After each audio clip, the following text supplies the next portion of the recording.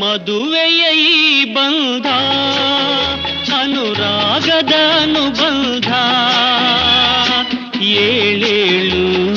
ಜನುಮದಲು ತೀರದ ಸಂಬಂಧ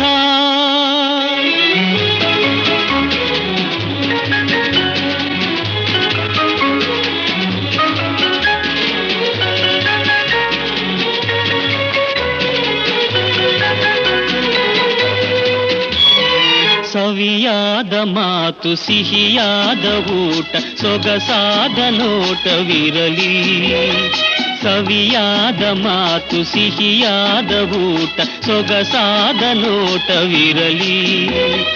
ಮನೆ ತುಂಬುವಂಥ ನಗೆ ಚೆಲ್ಲುವಂಥ ಮುದ್ದಾದ ಮಗುವು ಬರಲಿ ಮದುವೆಯ ಈ ಬಂಧ